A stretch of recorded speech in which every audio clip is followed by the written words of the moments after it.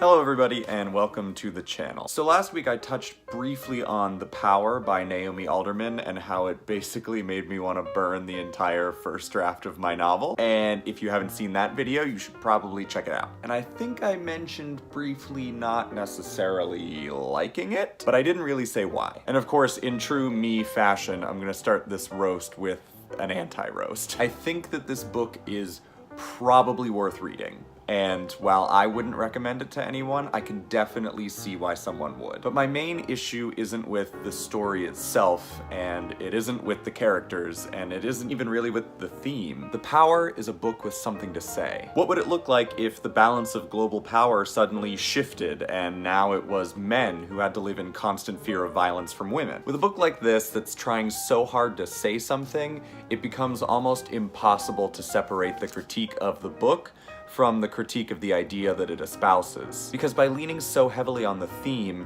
the author is intricately tying the success of the novel to the success of the allegory. But I'm gonna try to do this as delicately as I can. So in addition to my fiction writing bachelor's, I also studied gender and sexuality. That by no means makes me an expert on intersectional feminism.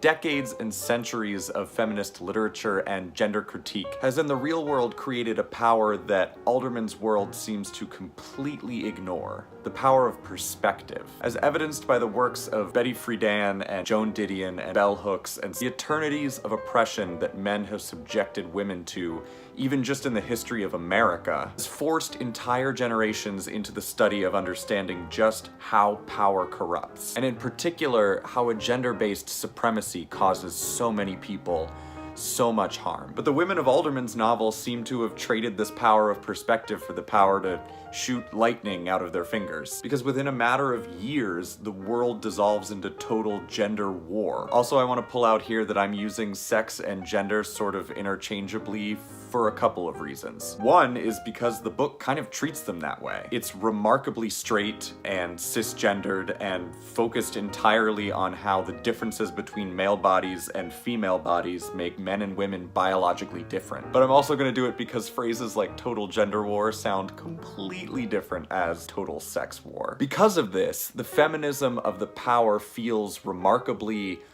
old. The women of the novel aren't informed by the gender politics of Maggie Nelson. They're basically the bra-burning caricatures that the right painted over the second wave. They don't believe in equality. In fact, with few exceptions, the minute they're given the upper hand, they just try to turn the world into a negative of the hell that they've experienced their entire lives. The argument Alderman seems to be making is that it's not the gender imbalance that's the issue, it's power itself. Almost like, it's not their fault, it's the power's fault. Anyone with a power like this would end up doing the things that they're doing. But to make this claim is putting her in direct opposition to the canon that she's being placed in with Margaret Atwood and the like, because it essentially pretends like none of those texts exist. And in fact, throughout the novel, there's very little acknowledgement of the time before. It's almost as if the writer thought, what if now, but reversed? And then wrote out a whole bunch of scenarios that illustrate that. And that's it.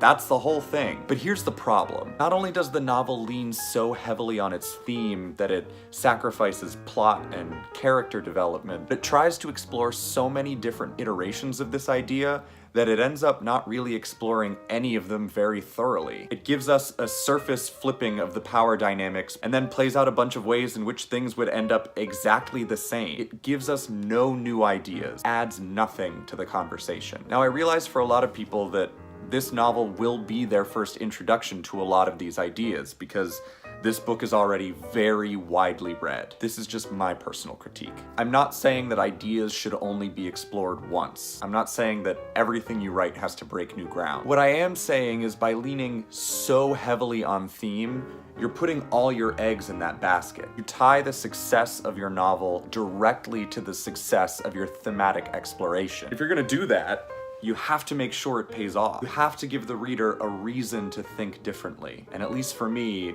The Power didn't do that. But the thing is, Alderman probably thought she was exploring the idea differently. Why else would she write this? So how can you ensure that you're putting the proper depth of exploration into your theme, even if you already think that you are? Don't go wider, go deeper. Alderman spreads her thematic exploration out across many different characters, multiple subplots, and several continents. She sacrifices depth for width. But the only way to ensure that you're exploring an idea in the way that no one's ever seen before is to increase the specificity of your exploration. Because the deeper you go, the more specific you get, the more likely you are to say something new. Thanks so much for watching. This has been Left to Right. Don't forget to like and subscribe, and let me know down in the comments what you thought about this. I know this was more of a straightforward review than I usually do. Do you want me to do more of these? What did you think of The Power? Was it effective? Have you ever read anything more effective? I'd love to talk about it.